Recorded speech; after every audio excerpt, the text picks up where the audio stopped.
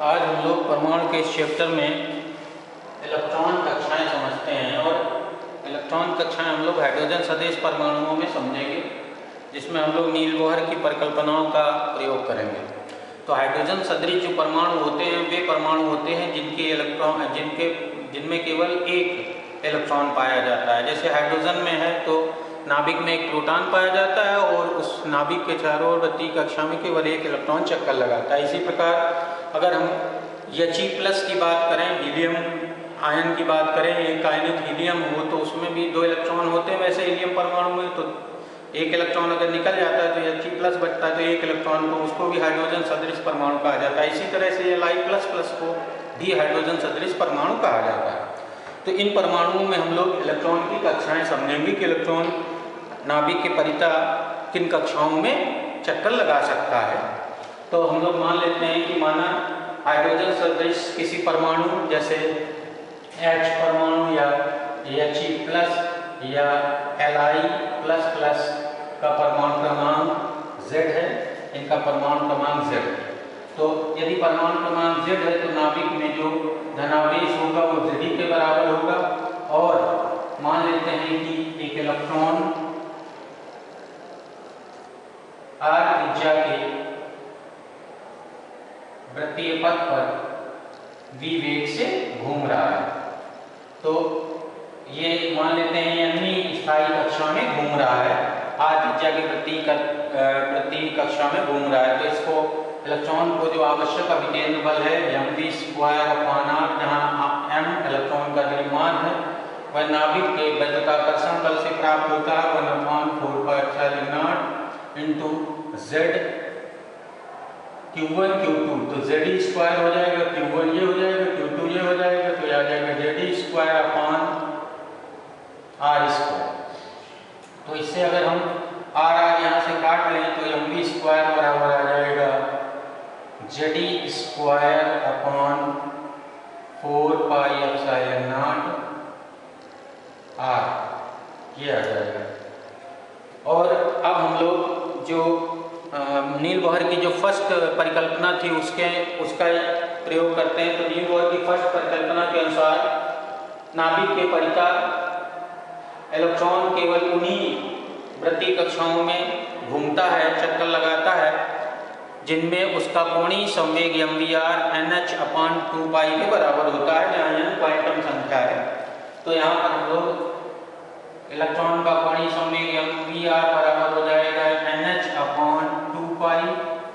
इसका स्क्वायर कर लेंगे इस वाले का, या इससे हम लोग v का मान निकाल लेते हैं और यहाँ पर रख लेते हैं, तो r का मान निकल आएगा यहाँ से। तो अगर हम लोग मान लो स्क्वायर कर लेते हैं तब भी आ जाएगा, तो m² v² r बराबर हो जाएगा आपका n²h²/4π²। तो ये समीकरण अगर 1 दे दें और ये समीकरण नंबर 2 ले लेते हैं तो इनका आपस में हम लोग भाग दे लेते हैं, समीकरण 1 और 2 का भाग देने पर। तो समीकरण 1 और 2 का भाग देते हैं हम लोग, तो आ जाएगा mv² ऊपर और नीचे आ जाएगा m²v²/r बराबर आ जाएगा ऊपर से Ze²/4πε0r, और यहाँ से आ जाएगा n²h² और ये इंटू में आ जाएगा 4π², ये आ जाएगा। अब यहाँ से v² यहाँ से कट जाएगा, m1 यहाँ से कट जाएगा और 4πε0 इसका स्क्वायर लिखेंगे, सॉरी इसका जब स्क्वायर करेंगे तो m² आएगा, v² आएगा, r² भी आएगा, तो इसका यहाँ पर स्क्वायर आएगा।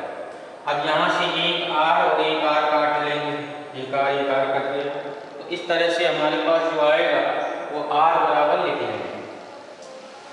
तो यानी स्थायी कक्षा में जो त्रिज्या होगी वो r बराबर यहाँ से लिखा जाए, तो r बराबर आ जाएगा यहाँ से 4π, 4 से कट जाएगा, 1 π से कट जाएगा। तो यहाँ से r बराबर ये r यहाँ आएगा और ये m²h² और ε0 ये ऊपर आ जाएंगे यहाँ पर, तो आ जाएगा n² h² ε0 बटे बटे में देखते हैं तो हम लोगों का जो आर यहाँ आ रहा है ये आ गया, और नीचे यम है, पाई है, जेड है, तो आ जाएगा पाई एम जेड ई स्क्वायर।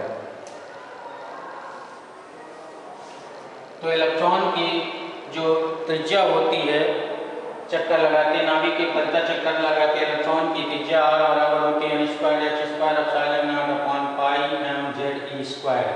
और यहाँ पर n क्वांटम संख्या है, अर्थात अगर हमें पहली कक्षा में त्रिज्या निकालनी हो तो n की जगह 1 लिख देंगे, दूसरी में तो 2 लिख देंगे, तो इस प्रकार से निकल आता। अब यहाँ से h² epsilon naught pi M Z E square यम इलेक्ट्रॉन गतिमान है, ये सभी नियतांक है, और दिए गए परमाणु के लिए z भी नियतांक होगा, तो r प्रोपोर्शनल टू यहाँ पर n² आ जाता है। अर्थात किसी परमाणु में जो चक्कर लगाते इलेक्ट्रॉन की त्रिज्या होती है वह क्वांटम संख्या के वर्ग के अनुक्रमानुपाती होती है, इससे निष्कर्ष निकल के आता है। n बराबर 1 2 3 4 अगर रखेंगे 1 2 3 4 तो हमारे विभिन्न कक्षाओं में इलेक्ट्रॉन की त्रिज्या, अगर हम z की बात करें तो यहाँ से r प्रोपोर्शनल 1/z आएगा। तो यदि हम किसी एक ही कक्षा की बात करें, मान लो पहली कक्षा की बात करें, तो अलग अलग परमाणुओं में जो r का मान होगा वो, यानी इलेक्ट्रॉन जो नाभिक के पत्ता चक्कर लगाएगा उसकी त्रिज्या अलग अलग होगी, अर्थात z बड़ा होने पर r कम होगा। अर्थात जैसे जैसे परमाणु क्रमांक बढ़ता जाता है वैसे वैसे जो परमाणु का साइज है, यानी इलेक्ट्रॉन की कक्षा की त्रिज्या घटती जाती है, अर्थात परमाणु का साइज संकुचित होता जाता है, थोड़ा सा सिकुड़ता जाता है। तो ये यहाँ से समझ में आ गया। अब हम लोग इसी में हम लोग इलेक्ट्रॉन का वेग पढ़ते हैं कि कक्षा में इलेक्ट्रॉन का। अब हम लोग बोहर त्रिज्या पहले पढ़ लेते हैं। बोहर त्रिज्या, बोहर त्रिज्या तो बोहर त्रिज्या जो है वो हाइड्रोजन परमाणु की पहली कक्षा में इलेक्ट्रॉन की जो त्रिज्या होती है, जिस कक्षा में इलेक्ट्रॉन घूमता है उस त्रिज्या को कहते हैं बोहर त्रिज्या हाइड्रोजन परमाणु में। तो यहाँ पर अगर हाइड्रोजन परमाणु की बात करें तो z बराबर 1 लिखेंगे, और n बराबर पहली कक्षा के लिए ऐसे लिख लेंगे z बराबर 1 n बराबर 1। तो यहाँ से अगर हम r बराबर निकालें तो r बराबर आ जाएगा यहाँ से h² एप्सिलॉन नॉट अपॉन पाई m z की जगह 1 हो जाएगा e², और इसका मान जो होता है वो 0.53 एंगस्ट्रॉम होता है। अर्थात पहली कक्षा में इलेक्ट्रॉन की जो त्रिज्या होती है हाइड्रोजन परमाणु की वह 0.53 एंगस्ट्रॉम होती है। इसी को कहा जाता है बोहर त्रिज्या या बोहर त्रिज्या, जो भी कहें ये है बोहर।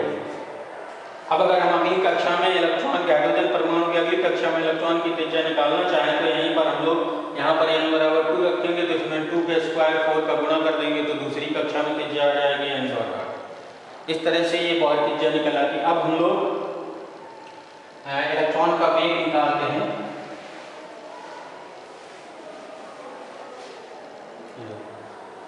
इलेक्ट्रॉन का वेग,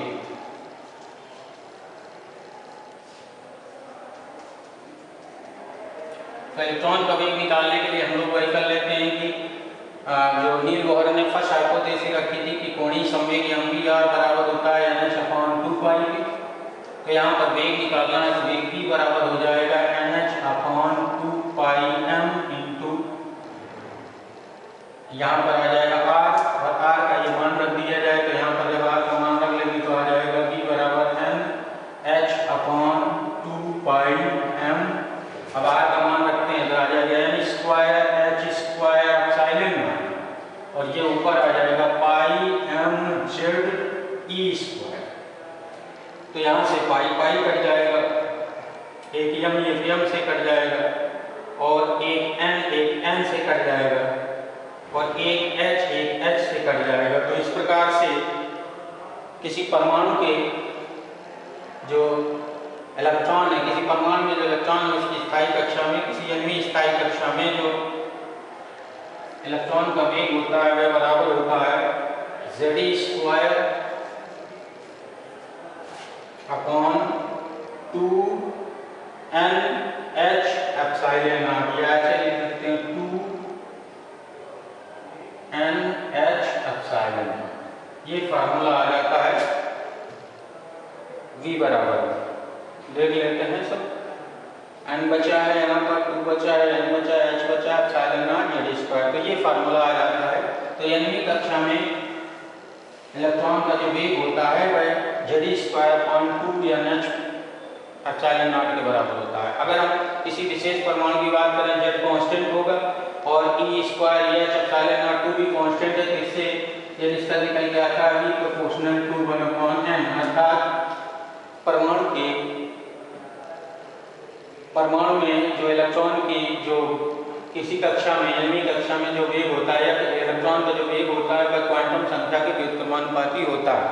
तो n बराबर 1 2 3 4 रख कर हम लोग इस तरह से यहाँ पर कक्षा के त्रिज्या कक्षा में का वेग, इलेक्ट्रॉन का वेग निकाल लेते हैं। अब यहाँ पर अगर हाइड्रोजन परमाणु की बात करें तो हाइड्रोजन परमाणु के लिए हो जाएगा H परमाणु के लिए। तो H परमाणु की अगर हम बात करें तो H परमाणु के लिए हो जाएगा Z बराबर 1 और n बराबर 1। तो ये आ जाएगा v बराबर आ जाएगा आपका e square upon 2h epsilon not और इसका मान आता है 2.19 × 10⁻6 मीटर प्रति सेकंड। तो हाइड्रोजन परमाणु में इलेक्ट्रॉन जब अपनी पहली स्थायी कक्षा में चक्कर लगाता है तो उसका वेग 2.19 × 10⁻6 मीटर पर सेकंड होता है। अब दूसरी कक्षा में निकालने के लिए अगर हम तो किसी 9वीं कक्षा में अगर हमें किसी हाइड्रोजन परमाणु की 9वीं कक्षा में इलेक्ट्रॉन का वेग निकालना तो v बराबर हो जाएगा, इसको हम v1 कह सकते हैं, जैसे इसको हम लोग r1 कह सकते हैं जो इसका निकाला गया था। तो v1 बराबर हो जाएगा, vn बराबर हो जाएगा v1/n हाइड्रोजन परमाणु। और अगर किसी भी परमाणु की बात करें तो z ऊपर साथ में रहेगा यहाँ पर। तो ये है।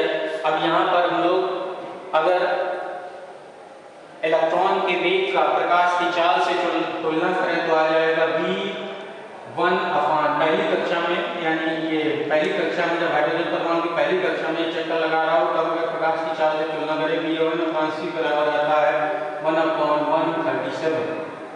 और ये जो अनुपात है v और पहली कक्षा में हाइड्रोजन परमाणु की पहली कक्षा में इलेक्ट्रॉन के वेग और प्रकाश की चाल का जो अनुपात है पूर्ण संख्या है, इसको कहा जाता है फाइन स्ट्रक्चर कांस्टेंट। इस अनुपात को v1/c को फाइन स्ट्रक्चर कांस्टेंट कहते हैं, सूक्ष्म संरचना नियतांक। तो ये सूक्ष्म संरचना नियतांक 1/137 के बराबर होता है 1/7।